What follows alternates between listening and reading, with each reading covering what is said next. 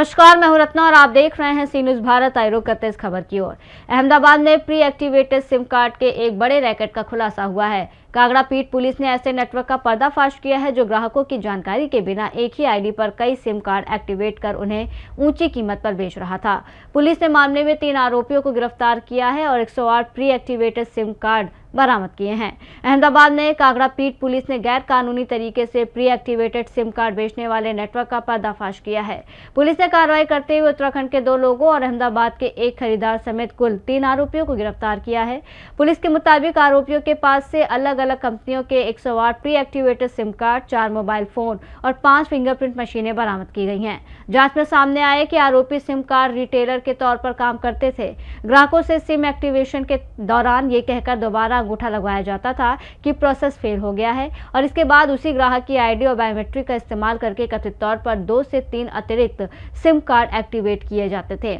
आरोप है कि इन सिम कार्ड को ग्राहकों की जानकारी के बिना प्री एक्टिवेट कर ज्यादा कीमत पर दूसरे लोगों को बेच दिया जाता था। पुलिस ने आरोपियों की पहचान नहूर अली, शमशाद अली रावत, कासिफ अली, मुजफ्फर अली रावत और हरपाल सिंह, राजेंद्र सिंह परमार के रूप में की है। मामले में पुलिस ने तीनों आरोपियों को गिरफ्तार कर लिया है और उनके खिलाफ कानूनी कार्रवाई शुरू कर दी है। पुलिस अब ये पता लगाने में जुटी है कि इस नेटवर्क से जुड़े और कितने लोग हैं और इन प्री एक्टिवेटेड सिम कार्ड का इस्तेमाल किन कामों के लिए किया जाना था। કાગડાપીઠ પોલીસ સ્ટેશનની ટીમને ઇન્ફોર્મેશન મળી હતી કે અમુક વ્યક્તિઓ પ્રી એક્ટિવ સિમ કાર્ડ લઈને અહીંયા આવવાના છે અને આ જે પ્રી એક્ટિવ સિમ કાર્ડ છે એનો ઉપયોગ સાયબર ક્રાઇમ અને બીજા જે અમુક પ્રકારના ક્રાઇમ હોય એમાં થનાર છે। આ પ્રકારની જે પ્રાઇમરી ઇન્ફોર્મેશન હતી એ ઇન્ફોર્મેશનના આધારે પોલીસે ત્યાં વોચ ગોઠવી હતી। વોચ ગોઠવ્યા બાદ જ્યારે 2 વ્યક્તિઓ ત્યાં આવ્યા ત્યારે એમની પાસેથી 108 જેટલા પ્રી એક્ટિવ સિમ કાર્ડ્સ મળ્યા હતા કે જેમાં વોડાફોન આઈડિયા, જીઓ અને એરટેલ આ ત્રણેયના જુદા જુદા સંખ્યામાં સિમ કાર્ડ્સ છે। આ જે સિમ કાર્ડ્સ છે એમાં જે લોકો પાસે મળી આવ્યા છે એમાંથી એકનું નામ નહૂર અલી શમશાદ અલી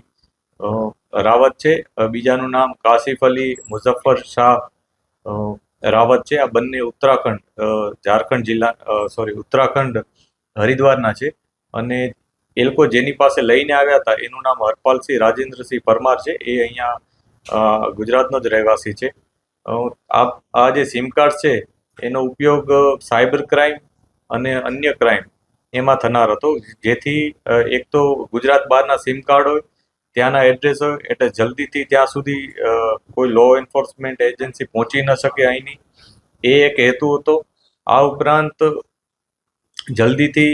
કોઈ આરોપી ટ્રેસ ના થાય એના માટે આ લોકો બીજા અન્યના નામના જે સિમ કાર્ડ હોય જેથી જે ઓરિજિનલ ઓનર છે, જે આ સિમ કાર્ડ વાપરનાર છે એનું નામ ત્યાં આવી ન શકે એ પ્રકારે ઓળખ છુપાવી અને ક્રાઇમ કરી શકે એ હેતુથી આખું એક ષડયંત્ર તરીકે આ કર્યું હતું કે જેના ભાગરૂપે એ લોકો પાસે 108 સિમ કાર્ડ મળી આવ્યા છે। આ ઉપરાંત એ લોકો પાસે 5 બાયો જે ટેસ્ટિંગ મશીન હોય છે કે જેનાથી એ લોકો ફિંગરપ્રિન્ટ મશીન હોય છે, એ ફિંગરપ્રિન્ટ મશીન પણ એ લોકો પાસેથી મળી આવ્યા છે કે જેના ઉપયોગ દ્વારા તેઓ સિમ કાર્ડ એક્ટિવેટ કરતા હતા। જે આરોપીઓ છે એ લોકો હરિદ્વાર જિલ્લામાં પોતે જ્યાં રહેતા હતા ત્યાં એ લોકો સિમ કાર્ડનું જ કામ કરતા હતા અને એ લોકોએ આ જે સિમ કાર્ડ જે પ્રી એક્ટિવ હતા એ જે અન્ય કસ્ટમર જે એ લોકો પાસે આવ્યા હોય એ કસ્ટમર પાસેથી જ્યારે કસ્ટમર એ લોકો પાસે સિમ એક્ટિવ કરાવે ત્યારે એમ કહે કે કંઈ ને કંઈ ભૂલ આવી છે અથવા કોઈ અન્ય બહાનું કાઢી અને એમને એમ કહે કે તમારું સિમ રિજેક્ટ થયું છે, તમે ફરીથી એન્ટ્રી કરો। એટલે ફરીથી જ્યારે એન્ટ્રી કરવા જાય ત્યારે એને પોતાનું સિમ કાર્ડ તો મળી જ જાય, પરંતુ આ દરમિયાન જ્યારે મિસ્ટેકના બહાને એ લોકો 2 થી 3 સિમ એ લોકો પાસેથી એના નામના પહેલેથી લઈ લેતા હતા અને આવી રીતના એ લોકોએ કુલ 108 સિમ કાર્ડ ભેગા કર્યા હતા। હવે પોલીસે અત્યારે અહીંયા સુધી કેમ આવ્યા એ લોકો, કોણે બોલાવ્યા, આની સાથે કયા કયા લોકો જોડાયેલા છે એની અત્યારે અમે તપાસ કરી રહ્યા છીએ। કેમ કે એક વ્યક્તિ પાસે કે જે અત્યારે એક સામાન્ય બિઝનેસ કરે છે એના સાથે એની પાસે 108 જેટલા સિમ કાર્ડ લઈને આવે આ લોકો, તો એ બેનો સંપર્ક કઈ રીતના થયો એ લોકોનો મુખ્ય હેતુ શું છે આમાં, કેટલા લોકો જોડાયેલા છે આમાં, આ ઉપરાંત અગાઉ કેટલી વાર એ લોકો આવી ચૂક્યા છે, અને બીજા કોઈ ક્રાઇમમાં આ લોકોએ જો આવી રીતના પ્રી એક્ટિવ સિમ કાર્ડ આપેલા છે કે નહીં એની પણ તપાસ પોલીસ કરી રહી છે. આ તમામ વિગતો માટે અમારે ફર્ધર જે પોલીસ કસ્ટડી મેળવવાની હોય એના પણ અત્યારે પ્રયાસો ચાલુ છે. અત્યારે જે આ સિમ કાર્ડ જે મળી આવ્યા છે એમાં વેચનાર તરીકે આ જે 2 જણા છે જે બંને હરિદ્વારથી આવ્યા છે એ બંનેનું આયોજન એવું હતું કે પર સિમ કાર્ડ 800 થી 1000 રૂપિયા એ લોકોને મળે, અને જે વ્યક્તિઓ જે ખરીદી અને ફર્ધર કેટલામાં વેચવાનો હતો એનું અંદાજો કે જે પ્રકારના લોકો એની પાસે કસ્ટમર આવે એ પ્રકારે, એટલે કમસે કમ 1500, 2000 અથવા કોઈ એવો જરૂરિયાતમંદ અથવા વધુ મોટો કોઈ સિન્ડિકેટ વાળો આવે તો વધારે પૈસા આપીને પણ આ સિમ કાર્ડ લઈ શકતા હતા. સાહેબ, આપણે અમદાવાદનો જે આરોપી છે એ આરોપીનો હેતુ શું હતો આ સિમ કાર્ડ લીધા બાદ? એની સાથે અન્ય કોઈ સાયબર ક્રાઇમ કરતા સંકળાયેલા હતા, કોઈ ગુનાહિત કરનાર વ્યક્તિને આપવાનો હતો કે પ્રાથમિક તપાસમાં પ્રાઇમરી જે ઇન્ફોર્મેશન મળી છે, જેટલો અત્યારે પૂછતાછમાં અમને મળ્યું છે એમાં આ સાયબર ક્રાઇમ અને અન્ય ક્રાઇમ કે જેમાં આઈડેન્ટિટી જલ્દી રિવીલ ના થઈ શકે એ પ્રકારના ક્રાઇમમાં આ સિમ કાર્ડનો ઉપયોગ કરવામાં આવનાર હતો, પરંતુ આ ક્રાઇમમાં બીજા કોણ લોકો એના સાથે જોડાયેલા છે એની અત્યારે તપાસ ચાલુ છે. હાલ જે ગુજરાતના કે ત્યાંના જે આરોપીઓ છે ઉત્તરાખંડના, એ બંનેમાંથી કોઈના ગુનાહિત ઇતિહાસની પ્રાઇમરી કોઈ ઇન્ફોર્મેશન નથી, પરંતુ અમારું ધ્યેય એ જ છે કે એ લોકોનો ગુનાહિત ઇતિહાસ શું છે, આ ઉપરાંત એ લોકો સાથે કયા કયા લોકો જોડાયેલા છે અને અગાઉ એ લોકોએ કેટલી વાર આ પ્રકારનું કામ કર્યું છે એની તપાસ અત્યારે કરવાની છે.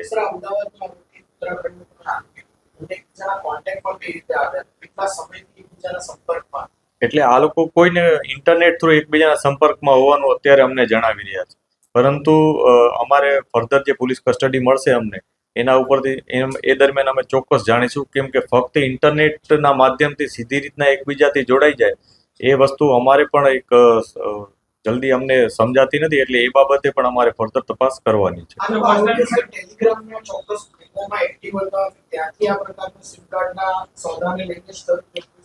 એટલે જે જુદી જુદી ચેનલ્સ છે મીડિયાની કે જેમાં એ લોકો એકબીજા સાથે કમ્યુનિકેટ કરી શકે,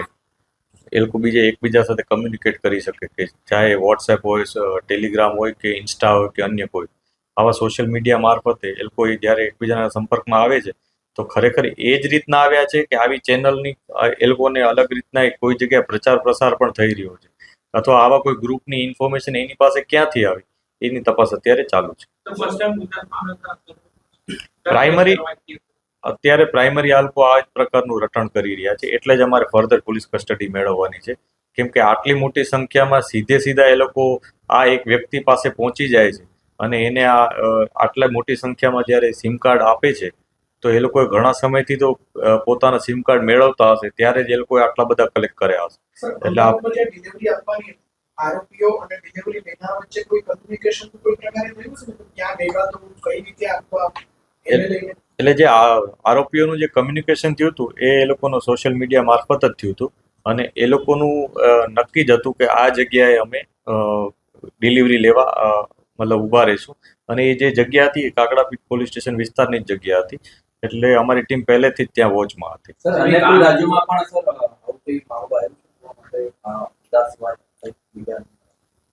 એના માટે જ અમે ફર્ધર પોલીસ કસ્ટડી મેળવવાના છીએ, કેમ કે ફક્ત આટલા સમયમાં અમારે જેટલી પ્રાઇમરી ઇન્ફોર્મેશન મળી છે એમાં એ વસ્તુ ચોક્કસ છે કે આ લોકો સાયબર ક્રાઇમ કે અન્ય ક્રાઇમમાં જ આ સિમ કાર્ડ વાપરવાના હતા. જેન્યુન માણસોને આવી અન્ય કોઈ આઈડેન્ટિટી માટેની જરૂર પડતી નથી, પરંતુ અન્ય રાજ્યના સિમ કાર્ડ અહીંયા વેચાય છે એ અમારા માટે એક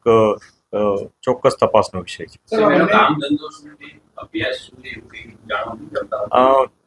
જે ઉત્તરાખંડના આરોપીઓ છે એ કોઈ 12 પાસ અને 10 પાસ એ પ્રકારના છે, અને એ લોકો ત્યાં સિમ કાર્ડનું જ કામ કરે છે, જ્યારે અહીંયા જે વ્યક્તિ છે એ અહીંયા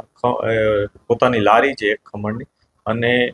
પોતાની ખમણની લારી હોવા છતાં આ પ્રકારના વ્યવસાયમાં કેમ આવવું છે એ પણ અમારે તપાસ ચાલુ છે.